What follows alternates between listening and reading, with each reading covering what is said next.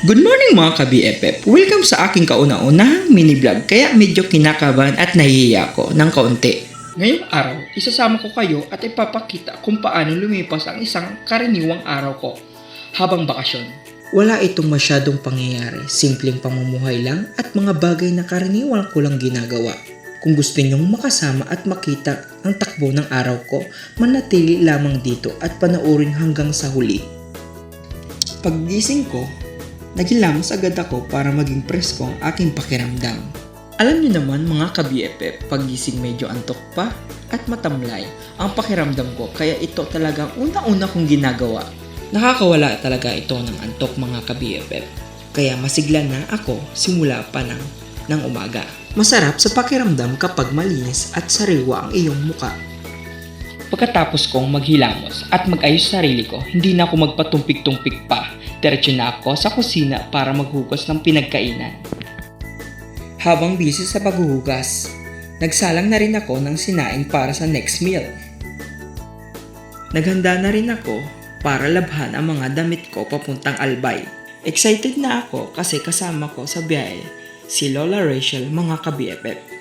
Kaya kailangan siguraduhin present lovely, mabango ang mga damit para sulit ang trip at picture perfect sa Albay.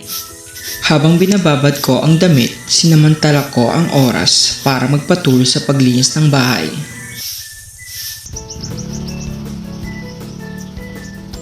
Pagkatapos ng labada at linis, sumama ako kay mama. Umalis kami para bumili ng makakain para kay Lola. Lalo na 2 days kami sa Albay. Siguraduhin namin na makakain si Lola kahit wala kami.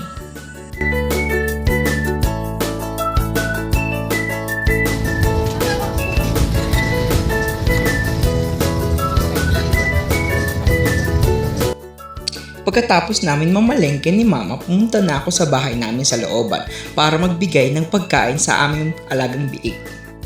Mabuti na lang ang tig-init ngayon, kaya tuyo ang daan. Hindi ako nahirapan makarating sa looban. Pagdating ko, insikaso ko na ang paglilinis. Nakakatuwa talagang silang makitang masigla at sabik sa pagkain mga ka-BFF. Nakakawala ito ng pagod at nakakagaan din ng loob, lalo na kapag nakikita mong malusog at masaya ang mga hayop na inaalagaan mo.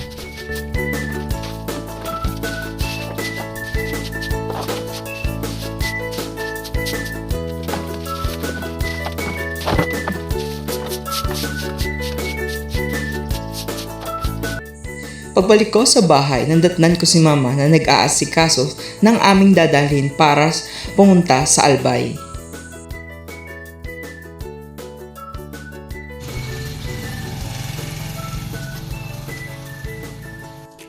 Ngayon nga, ay pasakay na ang mga tita kong magaganda. Ito ang kanilang sasakyan habang papunta kaming Albay.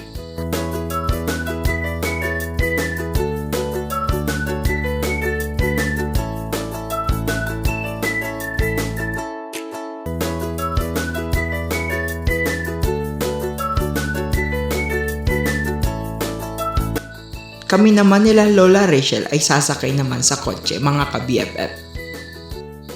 Iba-iba ang sasakyan pero iisa lang ang patutunguhan. Sobrang ganda ng pakiramdam kapag magkakasama ang pamilya at mga kaibigan, lalo na nang pupunta kami sa magandang lugar. Ito muna ang kwento ko para sa araw na ito. Maraming salamat sa iyong pagsubaybay mga ka-BFF. Abangan nyo ang journey namin sa Albay sa aking susunod na mini vlog. Kung nagustuhan nyo ito, huwag kalimutan mag-iwan ng komento, mag-share at mag-like. Magkita ulit tayo sa susunod mga ka-BFF. Paalam at mag-ingat kayong lahat.